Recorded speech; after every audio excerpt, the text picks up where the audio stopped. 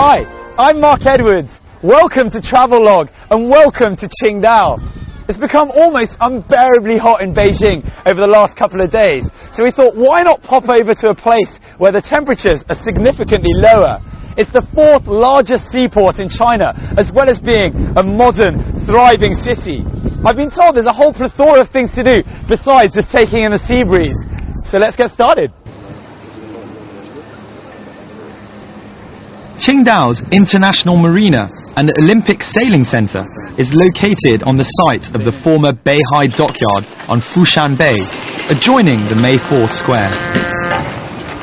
With an urban population of over 3 million people, you'll find that around these parts it never feels crowded. And there's no quieter place than the waters of the vast Yellow Sea. With a climate that's almost perfect for sailing, it comes as no surprise to find that the sport in Qingdao is really on the up.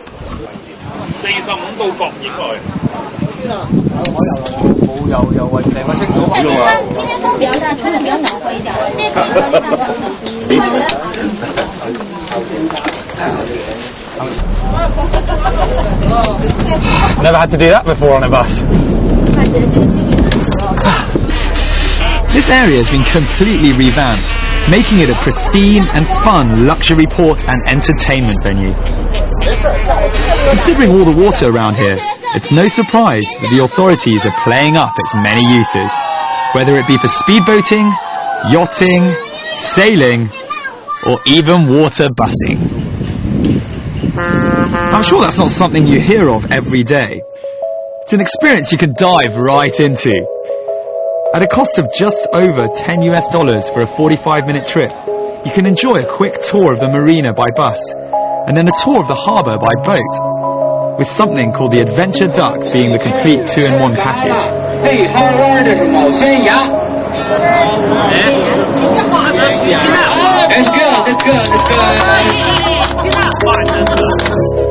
One of the things that really jumps out at you as you sit aboard your duck bus boat is the way this former Olympic venue is still very much alive. Some might say even more alive than during the events of 2008. So we've taken a boat out here because it's a lovely day, sunny, and we're going to go and see what the harbour's got for us and just generally get a bit of feel, get our sea legs on, which I'm not so sure I'll be able to do. One of the main reasons for the success of the marina is the uptake from children who are keen to learn how to sail. So you can find all sorts of things out here. People win sailing, there's shops and restaurants, there's buses, water buses, our boat butt just over there. Plenty of things to do out on the sea here in Qingdao. You'll see kids of all ages getting their boats ready on a Saturday morning, hyperactive and eager to get out on the water. We managed to spot children as young as 5 and 6, looking far more professional as sailors than we could ever hope to be. Don't be surprised if Qingdao produces a string of Olympic medalists in the not too distant future. Qingdao has another more peaceful side, besides being a prime holiday destination and weekend getaway. Some cities in the world are totally geared towards the huge source of income that is tourism, but there are people in these parts who just seem to get on with their lives. Stroll around Shebei and you'll see what I mean. Now, the further away you get from the sea, the more you'll be able to take in the everyday lifestyle of the local people. And we're here in Shebei, in the northern part of Qingdao, and immersing myself in a bit of the local traditional culture. Now that said, if you do miss the sea, don't you worry.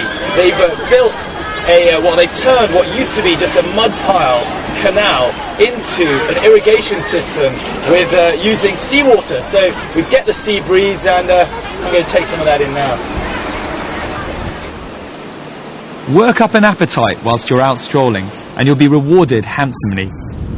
Now, you don't have to have visited the country to know that the Chinese love to eat. Then again, who doesn't? But to Chinese, food is life, health, and good fortune. They live to eat, and China's cuisine is as varied as its geography and people. So I'm by the lighthouse of this rather astutely constructed concrete harbour. We've got boats, we've got masts, we've got one of these weights here, and on top of that, each of these boats is actually a restaurant in its own deed. So you can have yourself some Sichuan food, some local Qingdao food, all in different places. Now, the pièce de résistance, or the icing on top, is the fact that someone lazy like myself can be having some good bit of Sichuan hot pot. Say I feel like a bit of roast meat from a different restaurant, the pulley system behind will have it delivered straight to me.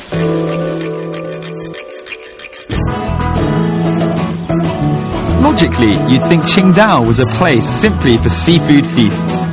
There's much more here than just the clams, which incidentally, Qingdao is famous for.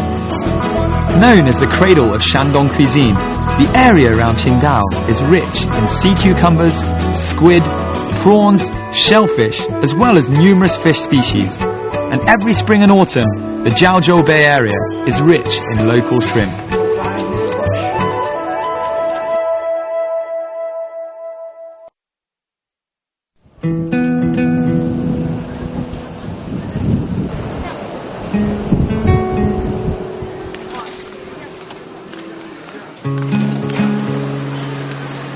Located right in the heart of Qingdao, Shebei district, with a population of over 500,000 people, is the city's economic, cultural, financial and commercial centre. It's not a particularly big area, but if you hop from street to street, you'll find something different around every corner. Here we're in the old part of Shebei, which in turn is one of the oldest parts of Qingdao. This ancient commercial area has a relaxed and friendly atmosphere, almost as though you've strolled into a village square. I've been told that back in colonial times, this is where the Chinese residents would come to meet one another. But it doesn't seem to have changed too much over the years.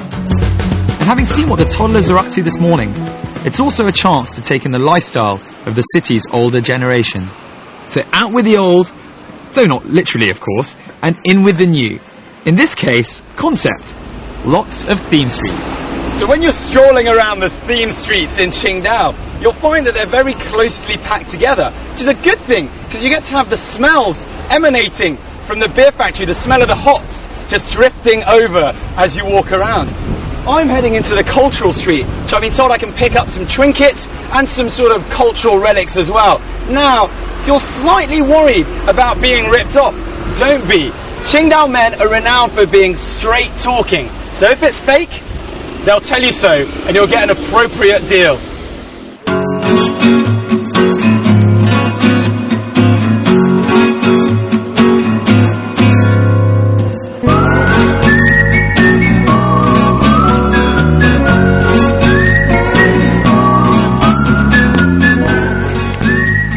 You can find these types of markets all over China, but that shouldn't deter you from trying to hunt down that essential bargain trinket to cherish or give as a great present.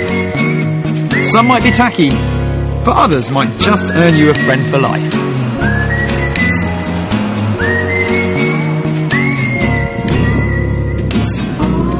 Right, enough shopping, it's time for a beer. And in Qingdao, it's undoubtedly the easiest commodity to get your hands on. Besides drinking it, you might want to dive deep into the world of beer. And in that case, the Qingdao Beer Museum and Factory is the place for you.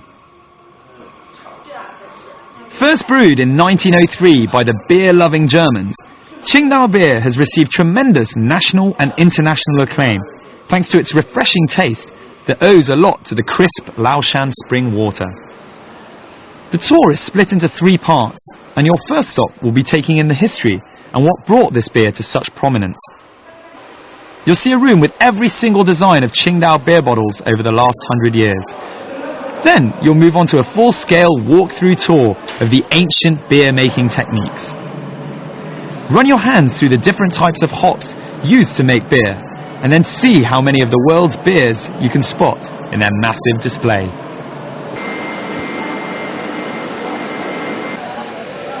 From lager frolics back to the real world. Won't take you long to round the corner and be thrust into the heart of the Qingdao beer-making industry. In many ways, it contextualizes perfectly everything you've just witnessed. The old techniques compared to modern efficiency.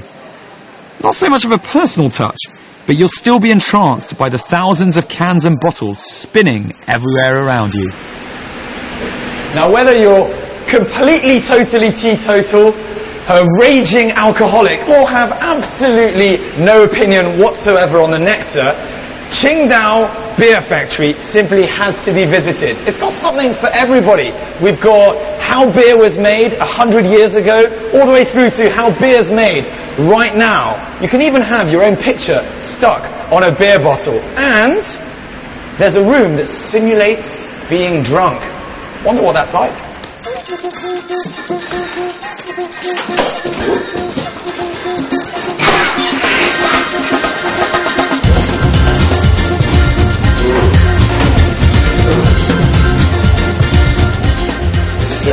Just to let you know, I really have not drunk a single drop of beer, totally professional, and it's just a room that simulates being drunk, and it really works. Not that I know, of course, but definitely feel a bit funny. Alright, that's enough for me.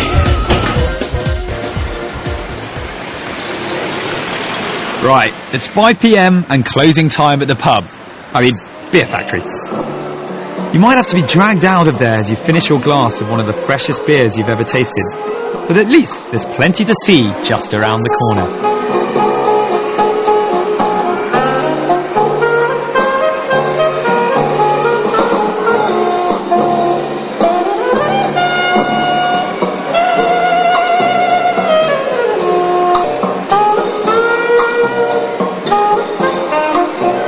Qianmu Cultural Street is a surreal experience, to say the least, but one which every single city planning council should envisage having. Well, as if Beer Street isn't cool enough, there's a place at the other end called Qianmu Street, and it's this covered market sort of thing here, but it's full of wonderful things. We've got restaurants, bars, tea houses, there's a gym, there's entertainment, all sorts. There's lovely ladies here. Hi.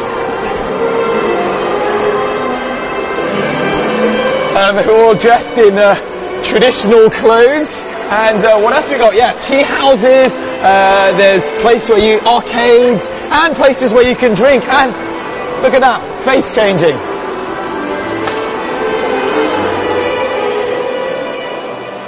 Formerly 2 disused factories with a roof added over the top.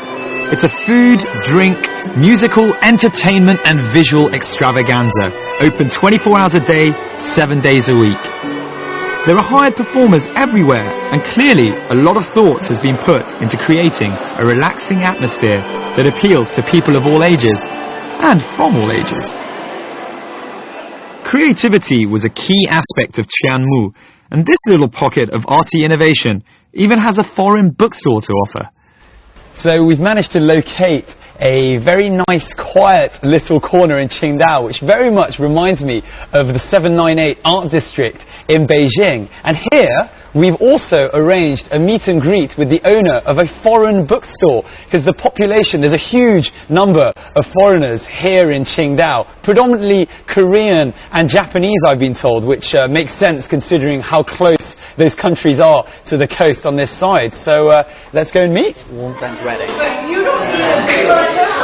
For the next 2-3 years, and then depending on how business is going and how, also depending on what we found at the school. Who's this little guy? This is Liam, my son. Is Liam going to be speaking Chinese? Yes, definitely. know how much it was. Rather surprisingly, this bookstore seems to be as popular with the Chinese as with the foreigners. Come down here if you're looking to buy a brand new bestseller, pick up a bargain second-hand book, or simply improve your English at the many workshops on offer. There's certainly an air of enthusiasm about the place.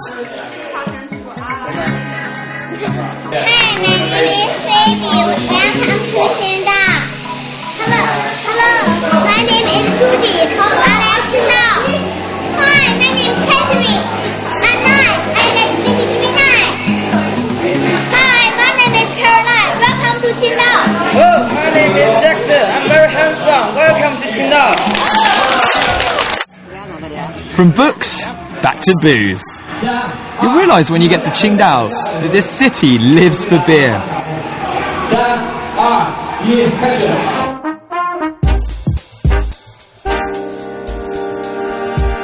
We chanced across this little competition, although little is obviously not the word for the glasses. Tonight's show was actually set up to separate the wheat from the chaff, as it were. It's the qualifiers for the annual beer drinking competition that will take place at the Qingdao International Beer Festival in a few weeks' time.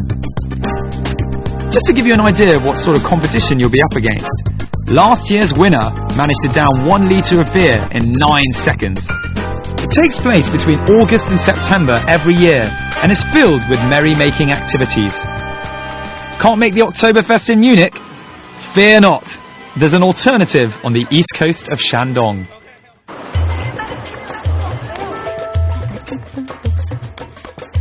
Nighttime is not all about beer though, as you'll see when you head to Zhongshan Street and the city centre. It's Qingdao's major shopping thoroughfare, with a wealth of national and international stores and restaurants for you to enjoy late into the night. This is where you'll also find the third demographic.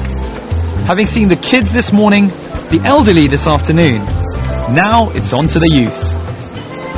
In many ways, this is the area that reminds you that Qingdao is much more than just your average seaside holiday resort. The city centre is bustling, full of people and full of life. It's as cosmopolitan as any city you'll find in China, so you should wait for a second at the top of the escalator that leads onto the street to take in the view. You'll be amazed at the sea of people below you.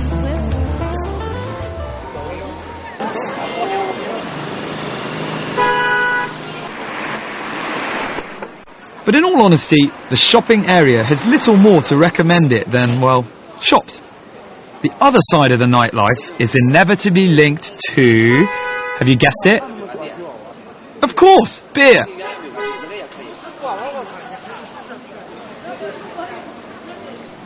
Head back down to Pijie, or Beer Street as it's actually known, and you'll be drawn to the neon lights like a moth to a flame. If you're lucky enough to come during the summer months, you'll appreciate the outdoor seating, which is available in every one of the restaurants on this street.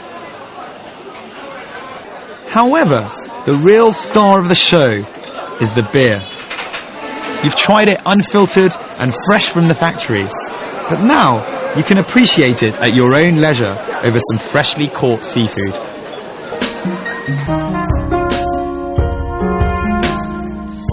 Beer doesn't get much fresher and better than it is on this street. Only once you've tasted it will you see the difference. That said, beware.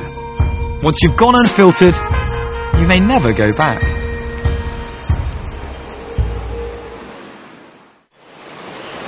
If you've a half a day to spare, head 40 kilometers east of Qingdao to the famous Taoist retreat of Laoshan. It's the point where Laoshan mineral water, reckoned to be the best in China, starts its life. As one of the original birthplaces of Taoism, the mountain is an important pilgrimage destination. In the past, Taoist priests living on the mountains were conferred with special privileges. So I've arrived at the entrance of Tai Gong Temple and been reading up on some of the symbolism here. We've got a bat, which you should rub for good luck, left hand if you're a man, and right hand, well, I won't do that, right hand if you're a lady, and that's because the bat, the Chinese for bat is very similar to the Chinese for luck. Here we have the character for longevity, long life, together with some money, so those go very well together. Tao has the meaning of the way, and Taoism is thought to have been born over 2,000 years ago.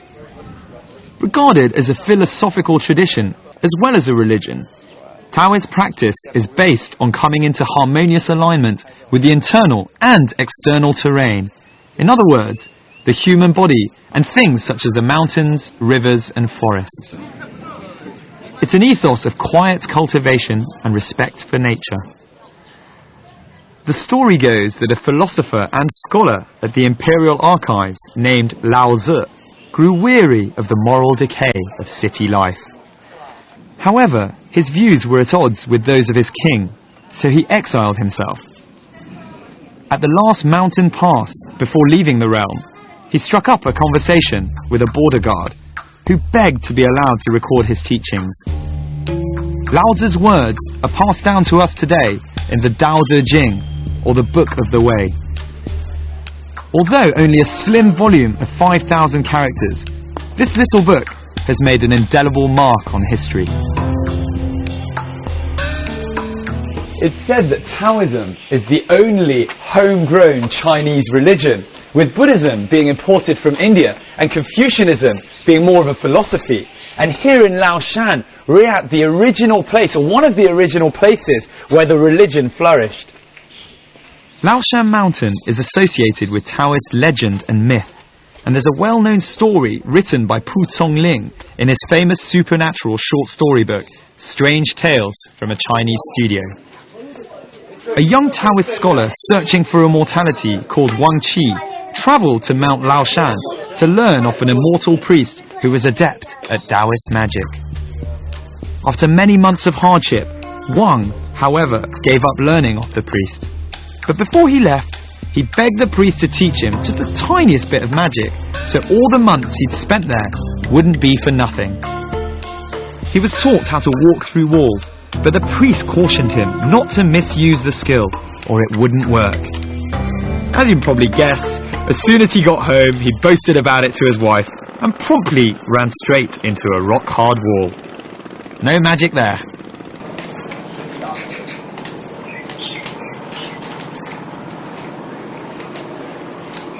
The setting for the palace is quite idyllic, and there are actually paths up to the summit of Laoshan.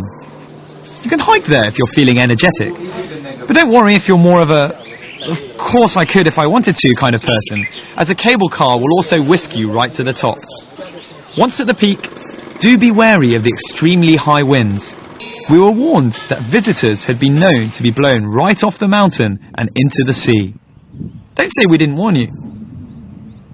In any case, once at the top, you'll get a really good impression of what the whole world now refers to as feng shui. Feng shui means wind and water, so it's obvious why its powers are said to be so powerful on Laoshan. Feng shui has been used for thousands of years in China and the Far East as a method of determining the best or most appropriate locations for leading a harmonious life.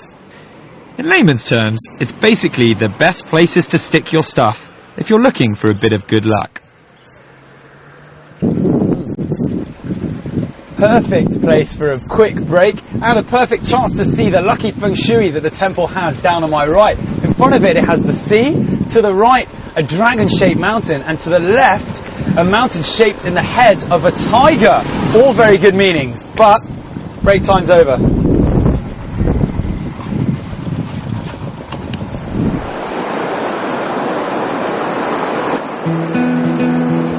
All in all, Laoshan is a must-see when you make it down to this part of Shandong. You've got the sea and the mountains all wrapped up in one. The best time to visit the mountain is probably from early June to September, when the average temperature will be around 20 to 28 centigrade, and there are fewer clouds to obstruct the incredible views.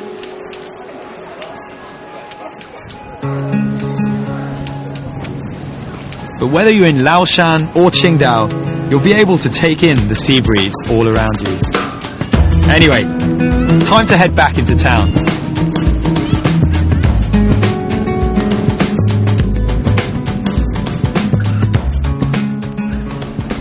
The bit I hate the most as the sun sets on Qingdao, and unfortunately our programme also for today. Now, as well as being a fantastic summer seaside holiday resort, there's a lot more to this place, both historically and culturally. And if anything else, they brew a top-notch beer. I'm Mark Edwards, and I'll catch you very soon on another episode of Travelogue.